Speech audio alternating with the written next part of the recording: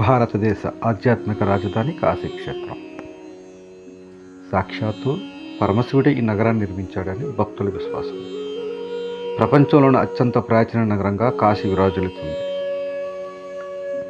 కపిలముని శాపం వలన బూడిదగా మారిన తమ పూర్వీకుల కోసం భగీరథుడు గంగ కోసం తపస్సు చేయగా గంగాదేవి శివుని జటాజుటం మీదుగా భూమిపైకి ప్రవహించడంతో మోక్షం కలిగింది.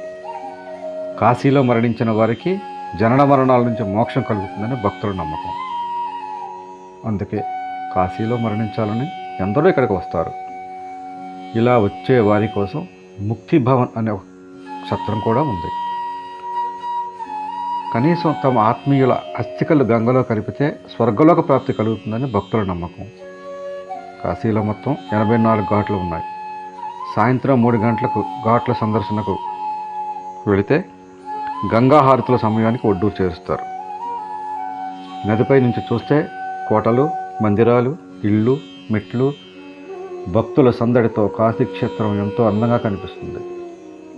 కాశీలో ఉన్న 84 ఘాట్లో ముఖ్యమైనవి 5 ఘాట్లు: హస్సీ ఘాట్, దశస్వమేధ ఘాట్, మణికర్ణికా ఘాట్, పంచగంగా ఘాట్, ఆదికేశవ ఘాట్.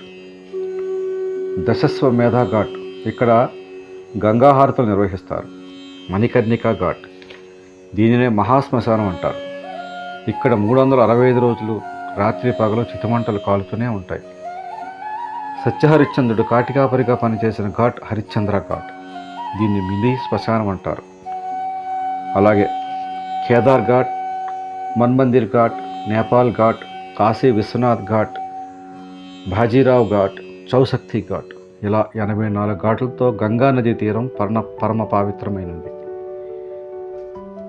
ఉత్తరాంచల్ రాష్ట్ర పరిధిలోని హిమాలయ పర్వతాలలో గంగోత్రి అనే హిమం వద్ద భగీరథి నది ఉద్భవించింది. ప్రవాహ మార్గంలో ఈ నది దేవప్రయాగ వద్ద అలకనంద నదిలో కలుస్తుంది. అక్కడి నుంచి దీనిని గంగా అంటారు. కొంత దూరం హిమాలయాల్లో ప్రవహించిన ఈ నది హరిద్వారం వద్ద మైదాన ప్రాంతంలోకి ప్రవేశిస్తుంది. ఈ నదీ ప్రవాహంలో అనేక ఉపనదులు కలుస్తాయి. ప్రయాగ వద్ద యమునా నదిలో కలుస్తుంది. ఉత్తర భారతదేశం బంగ్లాదేశ్ మీదుగా ప్రవహించి ఈ నది బంగాళాఖాతంలో కలుస్తుంది. ఓం నమః శివాయ. హర హర శంభో మహదేవ, శంభో శంకర.